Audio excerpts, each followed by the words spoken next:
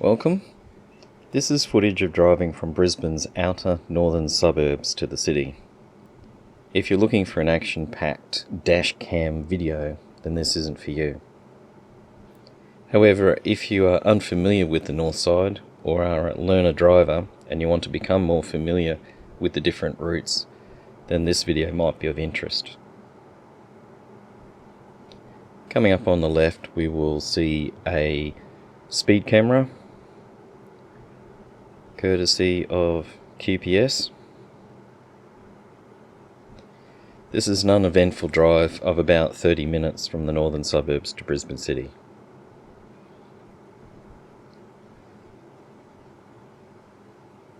So we're just coming up to the Pine River, and as we cross the Pine River we'll be moving from Moreton City to Brisbane City. And this is the Bruce Highway, and we're turning off shortly to the Gateway Motorway. It's a left turn, and although it's a 100 km/h zone, a lot of the traffic tends to slow down to 90, 80 or even lower as they take this turn. So in the mornings in peak hour traffic it's quite congested as people jockey for lanes. Some go directly into the city via Gympie Road and the other traffic comes left on the Gateway, and so there's lane changing and also a bend in the road which people for some reason think that they need to slow right down to take. They're not all driving hugely loaded trucks or anything, they're just, I don't know, for some reason they just feel like they can't drive 100 km/h around the corner. So this area is Bracken Ridge, and ahead of us will be a drop in speed to 90 km/h, and that section is where there is provision for an off-ramp so that people wanting to go to Bracken Ridge, to Sandgate, to Redcliffe can turn off there. The turn-off ramp is significantly long, so most of the time there's no problem with a reasonable volume of traffic turning off at this point. However, I have seen on a few occasions where it has backed up onto the highway, so always be mindful of that.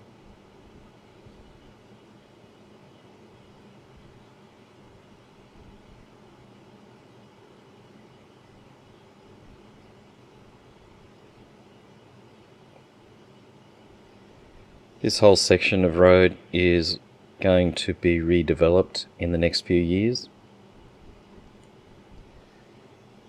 And at this stage they have released a proposal of the layout and design of the road as well as bike tracks and foot traffic around this area. So we've now entered the 90 km/h zone, and shortly will be that left off-ramp to Bracken Ridge, Sandgate and Redcliffe. Under the proposal for the new development, this will be 3 lanes. And then as you turn this corner ahead of us, they're proposing to drop the 3 lanes to 2 lanes whilst travelling at speed and going around a bend in the road. So I'm not overly confident that that's a good idea.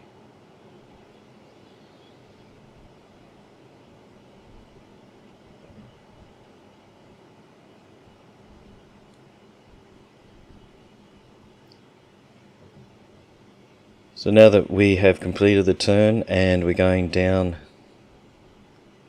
this slope, we'll go back up to 100 km/h. The traffic in front of me has failed to increase speed, so I'll be changing lanes to go around them.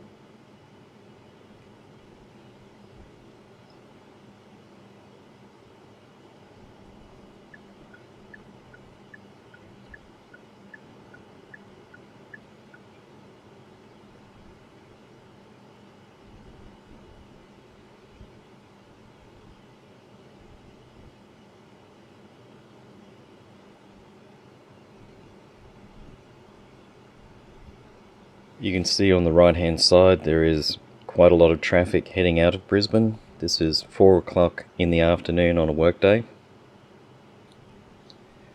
Unfortunately, on the north side it has 4 or 5 lanes compressed down to 3, and with those 3 lanes they then add on incoming traffic from several suburbs, and that traffic it has to fit into the 3 lanes, and then once we've added all that traffic in, they will condense it down to 2 lanes, and at the time that they condense it to 2 lanes they will make it a 90km/h zone. And then to add insult to injury, they will then add a 3rd lane of traffic coming in to those 2 lanes from Bracken Ridge.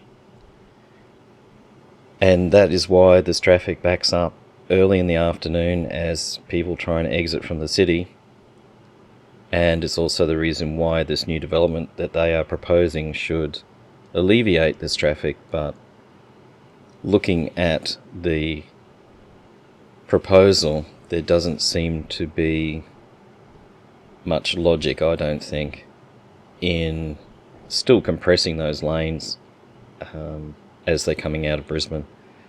On the south side, when the highway is going towards the Gold Coast, you can see that as lanes come on, that additional lane stays there until the next exit, so that people wanting to enter or exit to the main highway have a separate lane on the left, which doesn't interfere with any of the other traffic, so it gives ample opportunity for people to merge into the flow of traffic and also to exit without impinging on the speed of others.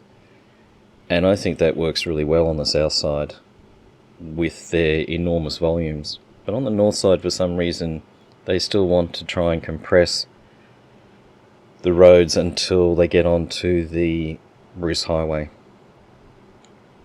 And there's not a lot of other routes that can handle this amount of traffic. On the north side, basically the Gateway Motorway is the only highway that can cater for that sort of volume. Gympie Road through Kedron and Aspley is for the most part a couple of lanes wide, and it's working at capacity most of the time. So to exit the city in the afternoon, if you take the GPS, which has a traffic function in it, you'll often see that it will avoid both the Gateway Motorway and Gympie Road, because they basically are very slow routes because of the sheer volumes.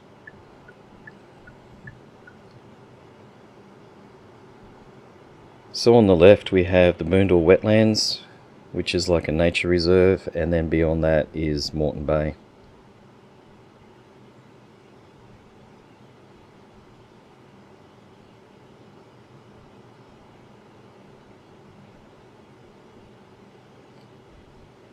So as you can see, at this time of the day, inbound on a work day, that's just light traffic. So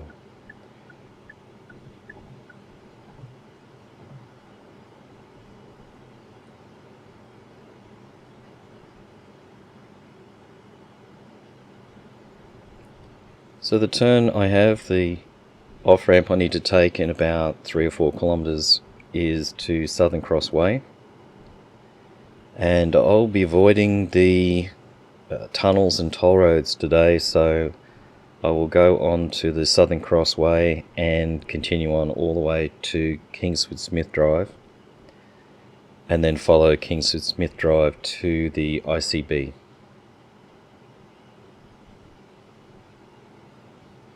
And without paying a toll, it is actually quite expedient at this time of the day.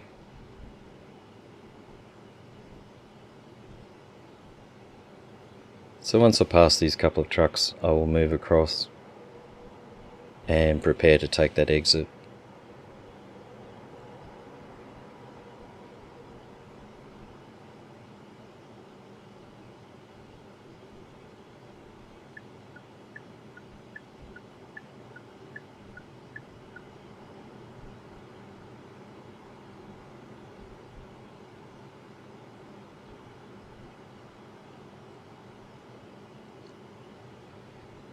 So on the left we have an incoming lane,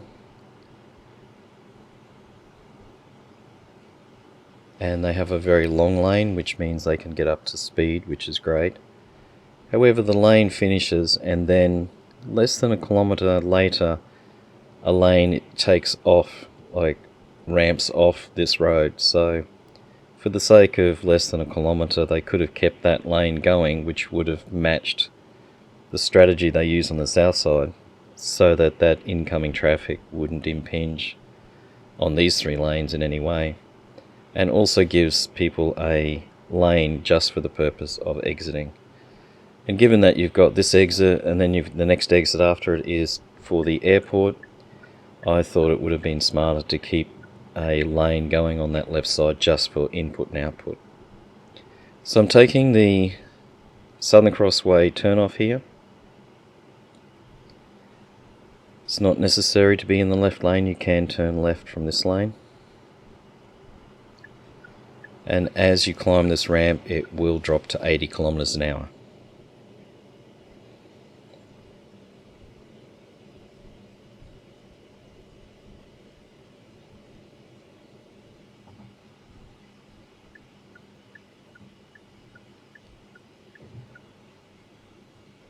So moving into the left lane.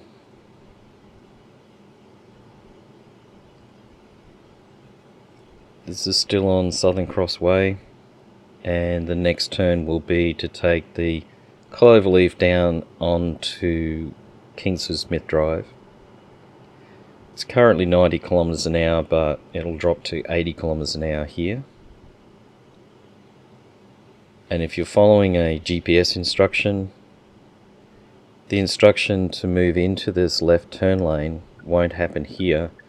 It will happen in about 200 meters time. And so often I will be in this lane and traffic will want to push into this lane.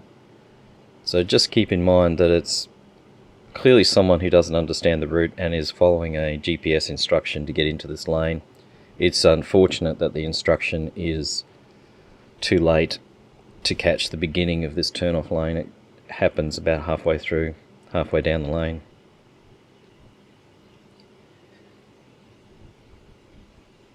So we're now in a 60 kilometre an hour zone.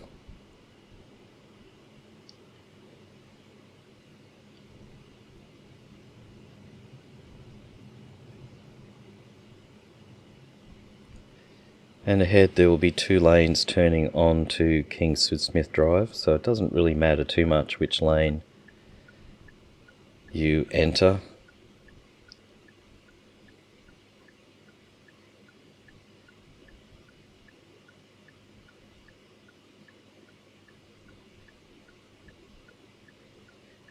So if you've been following this video up until here, thank you.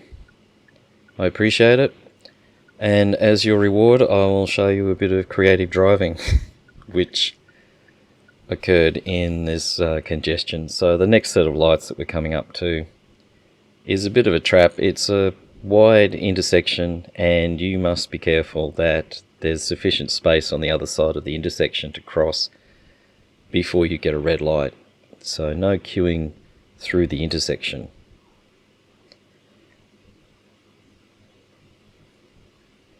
And what you'll find is, as we come up to the intersection, I'm cautious about crossing until I know that I've got sufficient space on the other side.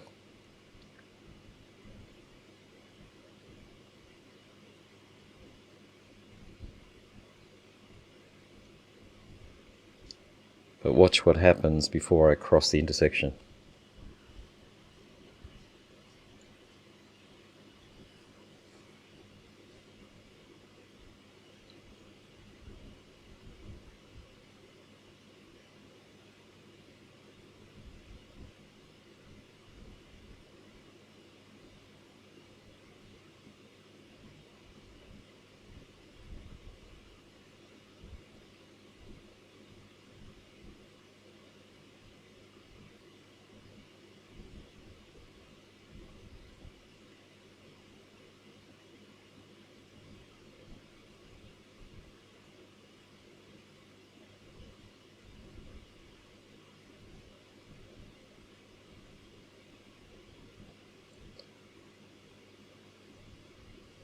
So we have a green light, but on the other side of the intersection the traffic is slowed right down because there's another set of lights outside the TAFE college, the Technical and Further Education College.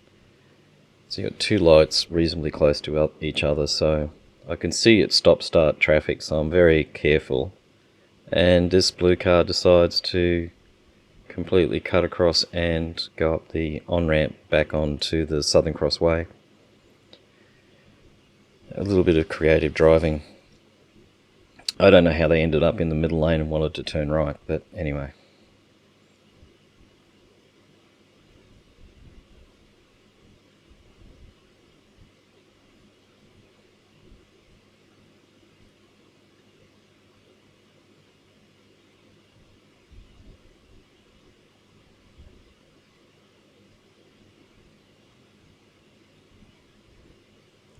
Given the volume of traffic along Kingsford Smith Drive, it's fairly easy flowing. It does slow down, but it does keep tracking along quite nicely.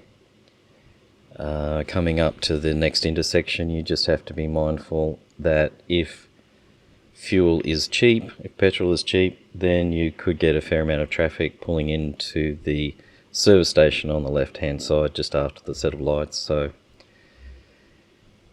if petrol is cheap, I'll avoid the far left lane because of that. Often there'll be cars queuing actually onto the road, will be stopped waiting to go into the service station, so that can be a bit of a headache, particularly when there's so much congestion. It's not easy to get around them.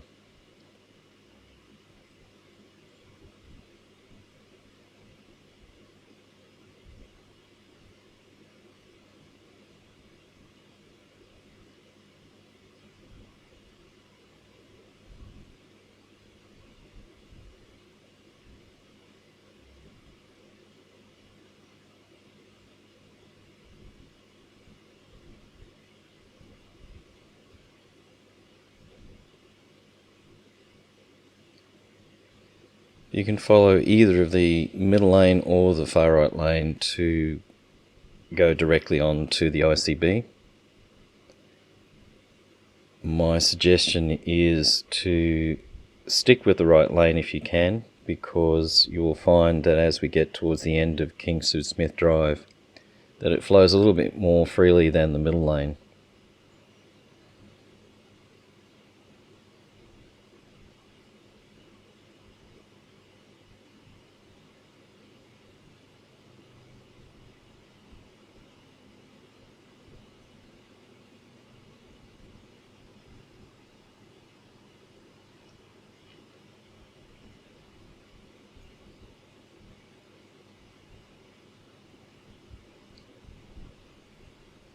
So at the moment we're running parallel to the Brisbane River,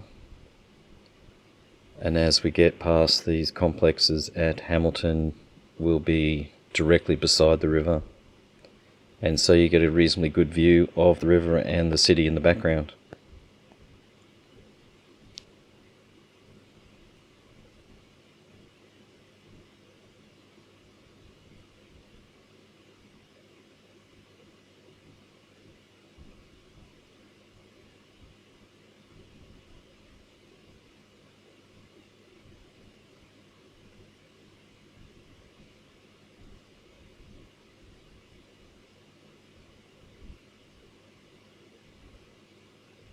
Again, they're fairly large intersections, so be mindful to make sure that you've got space to go into on the other side before you start crossing.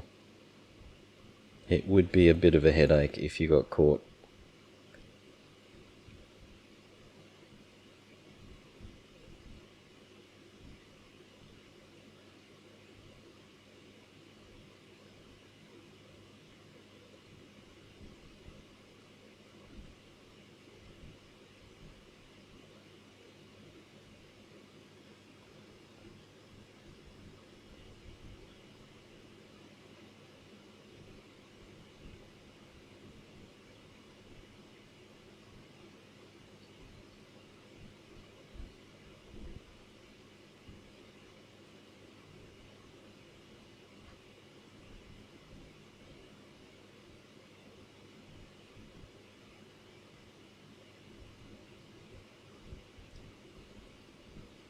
So this section of the road is very close to the river.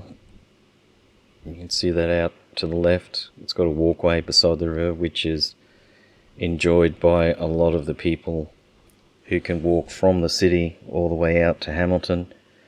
They can jog and walk dogs and just stroll. It's a very nice walk.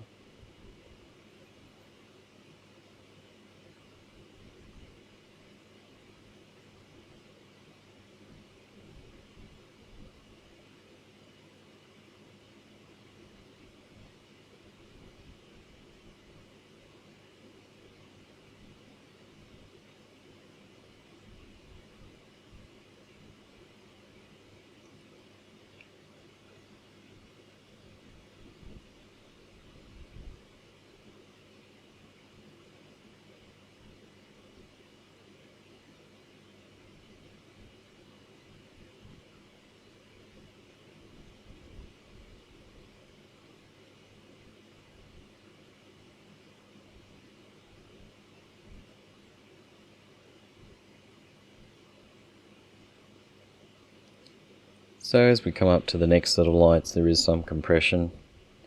You'll see the traffic starting to slow down, and generally the right lane is faster.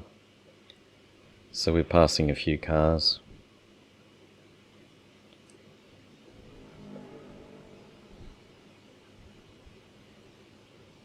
And then as we complete the next bend in the road, the next turn, the speed will increase to 70.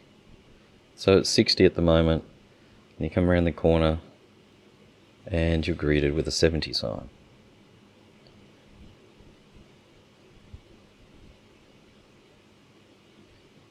So the ICB is now 70 along here, and the lanes are much of a muchness. We do have a lot of traffic coming in on the left onto the ICB, so I think in this case it got so congested that I ended up moving back into the right hand lane just to make some headway. It seems pretty easy at the moment, but I think there's a lot more traffic coming. And there it is. So clearly the lights have changed and we've got a dozen or 2 dozen cars wanting to join.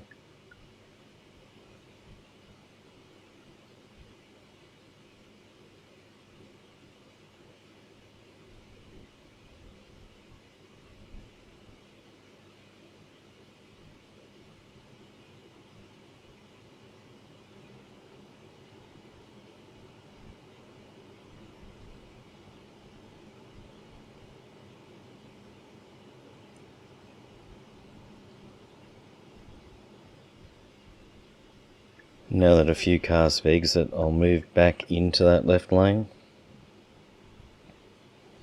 It saves me changing lanes later when it gets a little bit more congested further on.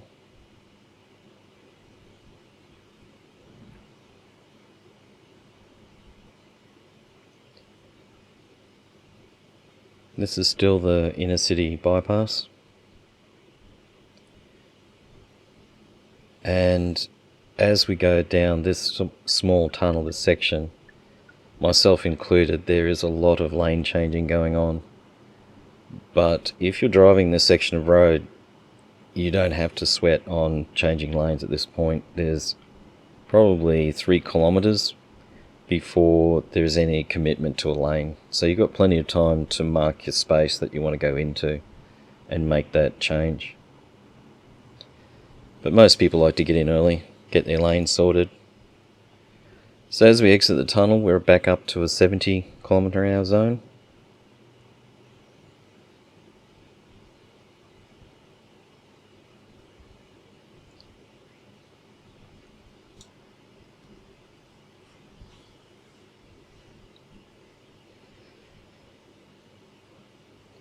So I'll continue in this lane.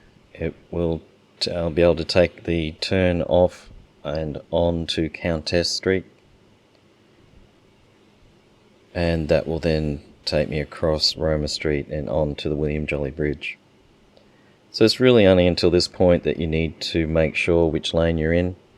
the right two lanes will go down Legacy Way. This lane and the lane to my right can also go directly ahead, and the lane I'm in has the option of turning left onto Countess, and to my left, that lane must exit.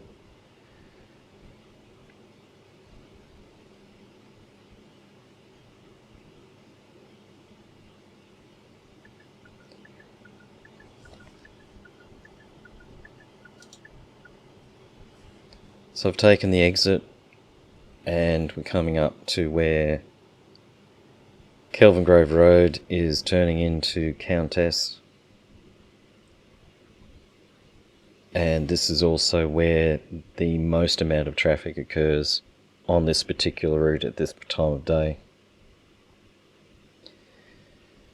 So the traffic from Kelvin Grove Road will come pouring down, and it will get held up with traffic that's already down there waiting to get through the lights to be able to go down and onto the Riverside Expressway, William Jolly Bridge and places like that.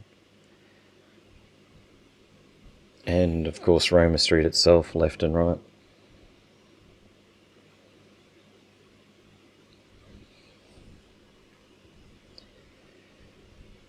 So as we join the traffic, I am not surprised that there are many people wanting to change lanes, get themselves lined up to where they need to go.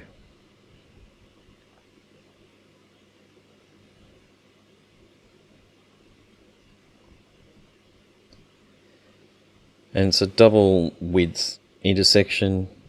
This particular intersection we're separated by an island, but for the traffic on Kelvin Grove Road who have a stoplight, most of them cannot conceive or understand that the intersection is extremely wide, and so sometimes they'll get caught behind traffic that is stopped on the other side, because it's more than double the width of a normal intersection.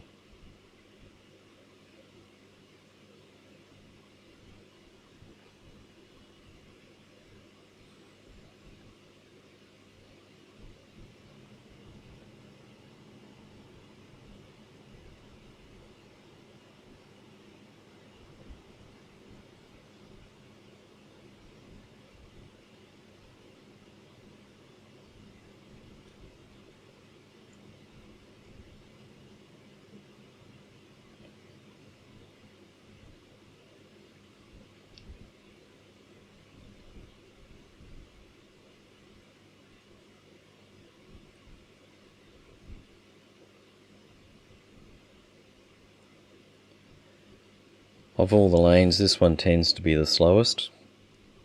A lot of people will push into this lane to avoid the traffic further on. However, staying in this lane means that you don't have to keep changing lanes in a heavily congested situation.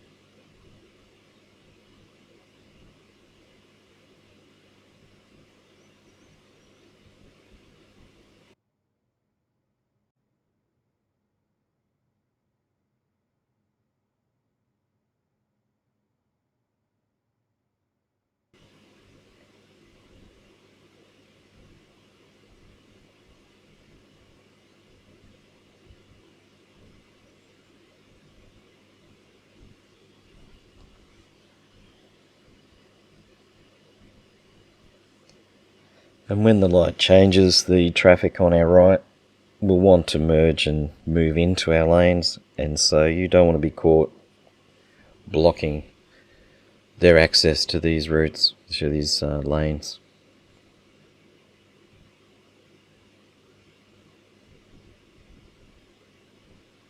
So you can see how I've progressed through there, but fortunately I can see ahead that the traffic is indeed moving, so that there's no chance of me blocking.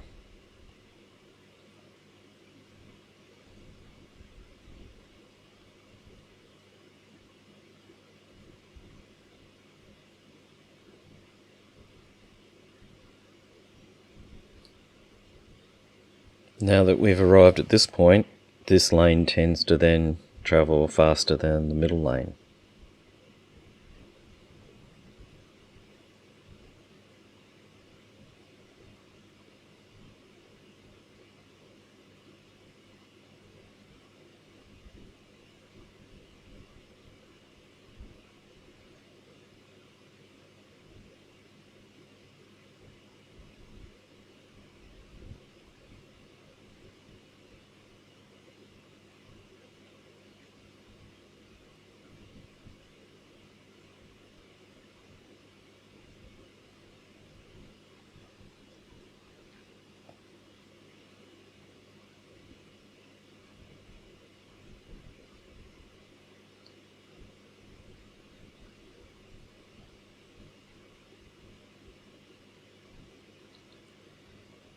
Well, thank you for joining me on this drive. It's been a pleasure, and I hope you found it interesting and informative. Till next time, take care.